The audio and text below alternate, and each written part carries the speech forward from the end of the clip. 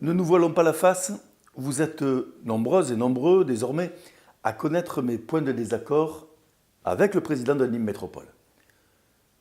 Certains de ses fidèles s'enflamment parfois pour dénoncer sur les réseaux sociaux ou dans la presse, à tort, je puis vous l'assurer, une opposition systématique en clair de l'anti-Lachaud primaire. C'est là un résumé un peu trop facile et sans nuance que j'entends bien sûr, mais que je ne peux accepter sans réagir. Sachez donc tout d'abord qu'il n'en est rien. Aussi, afin de couper court à ces critiques infondées, je veux vous livrer là, publiquement, une confidence. Yvan Lachaud n'aurait pas eu le parcours professionnel et politique qui est le sien sans posséder de nombreuses qualités de manager. Le directeur d'établissement scolaire a fait de l'Institut d'Alzon une incontestable réussite et son engagement politique depuis plus de 30 ans pour la ville de Nîmes mérite incontestablement, là encore, le respect. Mais je veux par ce billet rendre hommage à Yvan Lachaud pour une autre qualité que j'ai découvert pour ma part dernièrement.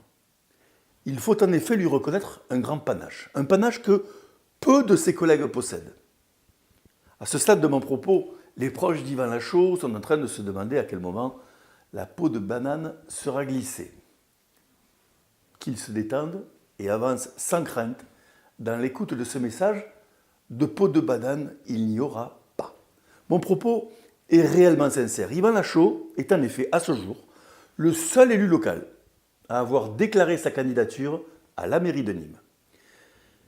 Certains, bien sûr, expriment ici ou là des velléités bien naturelles et compréhensibles, d'autres font état de candidature à la candidature, mais aucun, à ce jour, au-delà d'Yvan Lachaud, a eu le courage de franchir le Rubicon.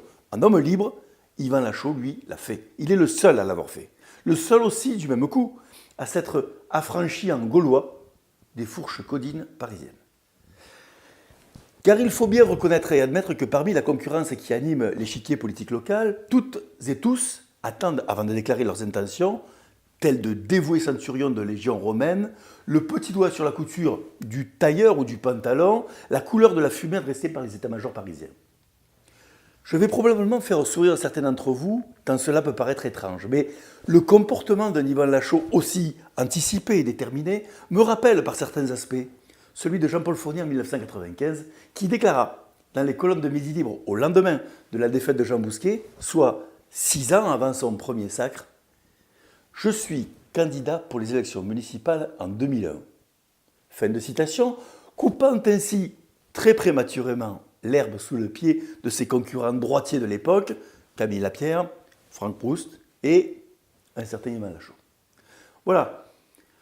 Ceci étant dit, l'hommage rendu n'efface rien des divergences politiques qui demeurent entre le président de Nîmes Métropole et moi, un président que je salue et auquel je renouvelle d'ailleurs ma proposition de débat contradictoire sur le rôle et les missions de l'agglo. Je vous laisse réfléchir là-dessus. À la semaine prochaine. Bye bye.